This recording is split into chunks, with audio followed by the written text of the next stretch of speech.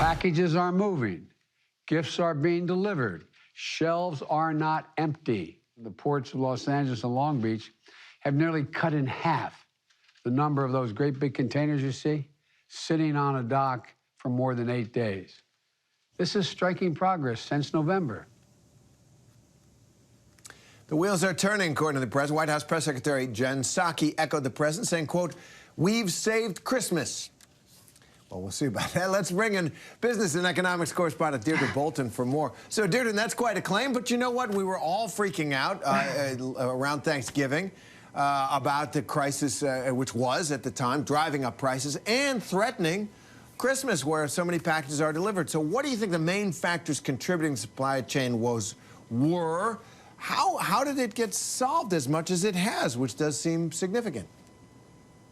First of all, I just like that headline, right? We save Christmas, you're right. I mean, that's jolly, and listen, we need good news. As for what caused the supply chain issues, there is a very long list, but we can just say it started almost 2 years ago with COVID, in presence in, let's say, factories or in ports, and in some cities, even if one person got sick, Terry, that meant the entire port operation shut down. Same for some factories. You had manufacturers slowing down as well. So those were really the dominoes that started these worldwide problems.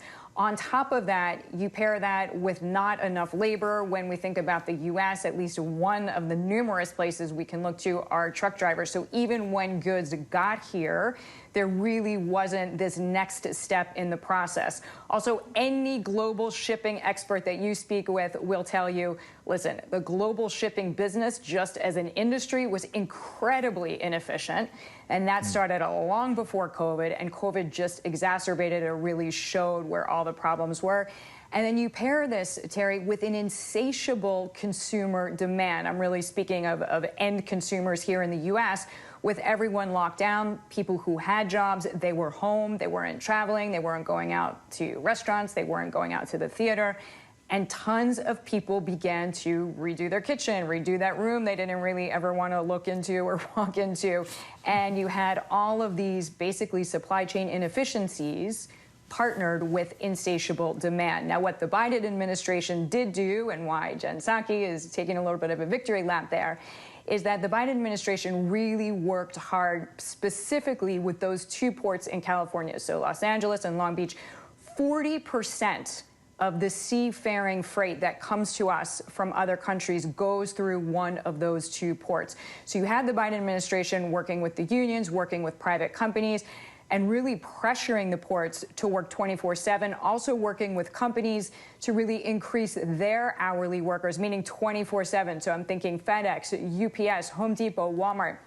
You had numerous companies that were tasked by the highest office in the land to work 24/7. So that did alleviate a lot of other pressures. And then last but not least, retailers trained us well, Terry. What can we say? They started having us start shopping in October and November. It worked. Most retailers basically offered you and I, whether we noticed it or not, an earlier cutoff date for our Christmas shopping by at least 1 or 2 days. It worked. We all started shopping earlier. Terry. I got a couple of presents left to get, but basically that is what happened. That was very clear. Thank you, Deirdre. President Biden, he's also touting the administration's work to lower gas prices. Now, that's a different issue altogether. First, have they gotten a lot lower? And what kind of impact could that have on families traveling over the holidays and beyond? So gas prices have come off their highs. So we saw, multi-year highs earlier in the year, was actually around November. And you had the president authorize this release from the Strategic Petroleum Reserve, and that was around the week of Thanksgiving. And sentiment-wise, that really did help. In fact, if you just looked at the oil markets, you had the price of oil come down 10%. That's important. Obviously, oil is a key ingredient in gasoline. So you did have prices come down. But net-net, we're still about 50% higher than we were this time last year. So for many, many Americans, around 100 million Americans precisely is what AAA forecasts will be traveling in the car at some point this holiday season. That really is a significant cost for them.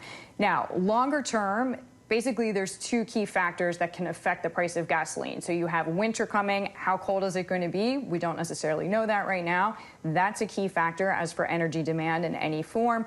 And then, of course, consumer end demand.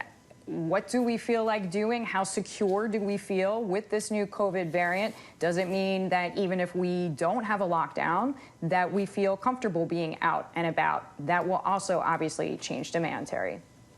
And Deirdre, you were mentioning when we were talking about the supply chain that sickness, illness, COVID in factories, in shipping areas that might have helped to contribute to a slowing of the supply chain. Well, here we now have this raging Omicron variant around the world. How much of an impact could that have going forward on the supply chain? Well, Terry, you saw the stock market reaction on Monday. I mean, we had a pretty big sell-off, and that was precisely because of the concern that you just underlined, meaning, does this mean that even local governments will begin to put more stringent restrictions? Does it mean even if there are no additional restrictions, if you and I don't feel comfortable going out to a restaurant, we're not going to go? And that, of course, does trickle down and affect so many industries that were just beginning to come back on track. Now, when the president spoke on Tuesday and said there will be no lockdown, you did see a little bit of relief for investors. So you did have today and yesterday, you had at least stocks moving higher. But as for the longer term effects on our economy, one thing is certain, the virus is the economy is the virus. What we all collectively spend is 2/3 of GDP. 2/3 of all our products and services is based on what you and I collectively spend.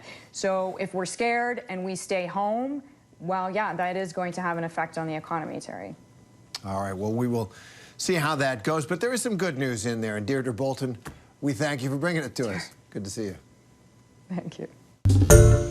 Hi, everyone. George Stephanopoulos here. Thanks for checking out the ABC News YouTube channel. If you'd like to get more videos, show highlights, and watch live event coverage, click on the right over here to subscribe to our channel. And don't forget to download the ABC News app for breaking news alerts. Thanks for watching.